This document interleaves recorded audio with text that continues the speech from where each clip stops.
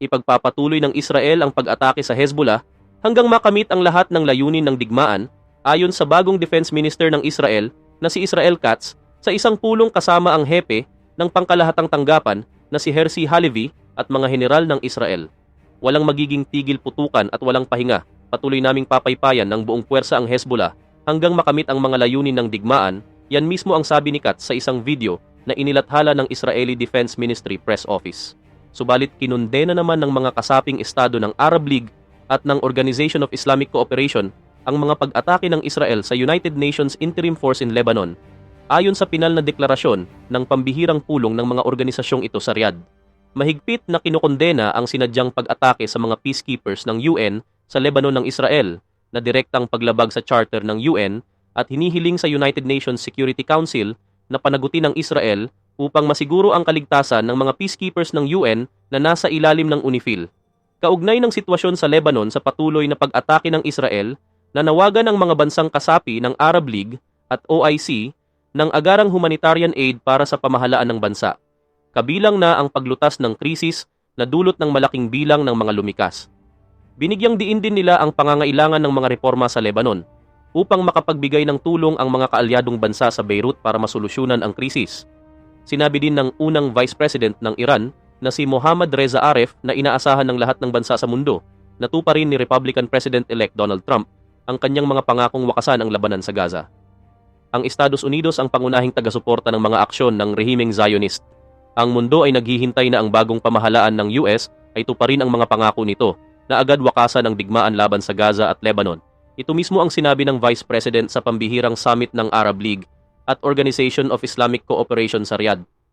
Ang pagbibigay ng pahintulot sa mga aksyon ng Israel ay sumisira sa lahat ng mga tuntunin at pamantayan ng mapayapang pakikipamuhay.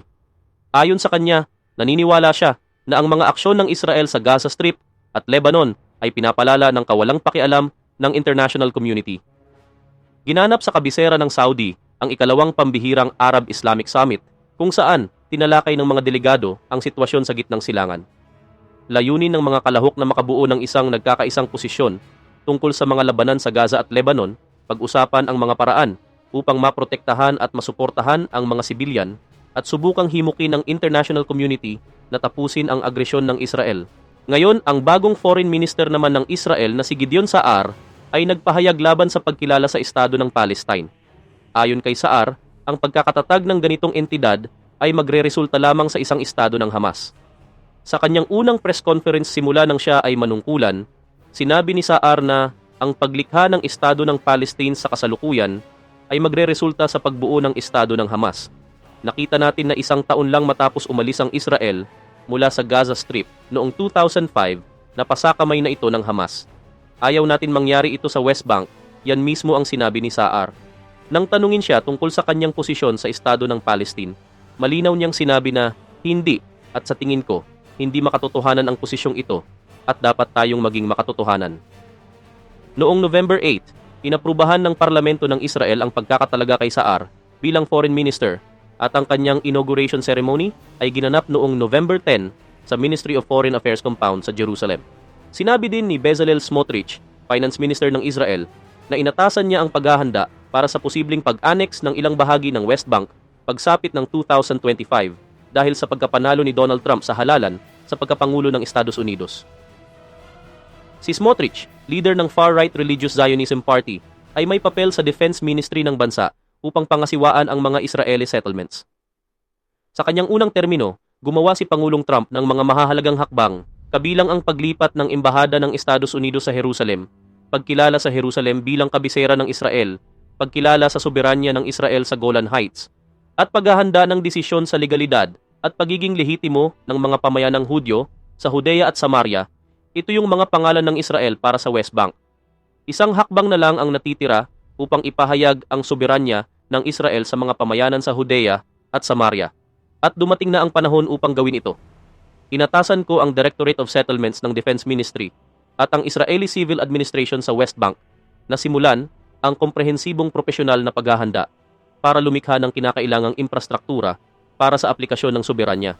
Dahil ang 2025 ay dapat maging taon ng soberanya ng Israel sa Judea at Samaria, ito mismo ang pahayag ni Smotrich, ayon sa pahayagang Israel Hayom.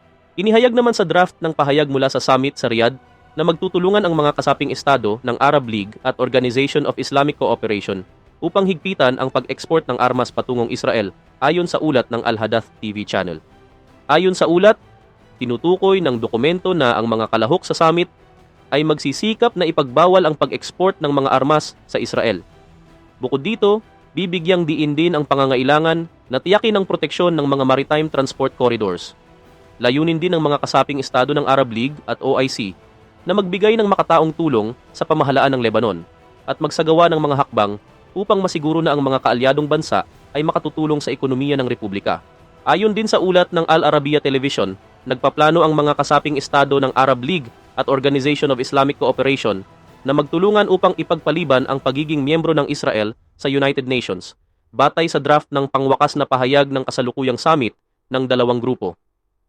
Batay sa mga bahagi ng pahayag na iniulat ng nasabing channel, nagkasundo ang mga bansa na magkaisa upang makakuha ng suporta mula sa international community para ipagpaliban ang pagiging miyembro ng Israel sa UN.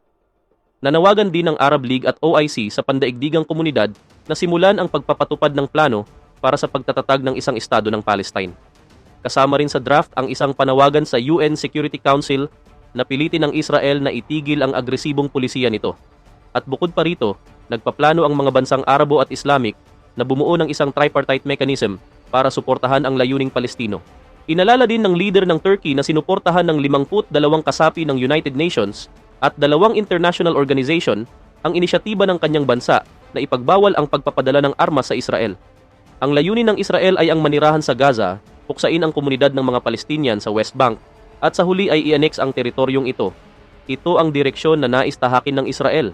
Dapat natin itong pigilan, habang isang maliit na bilang lamang ng mga bansang kanluran ang sumusuporta sa Israel sa larangan ng militar, politika, ekonomiya at moralidad.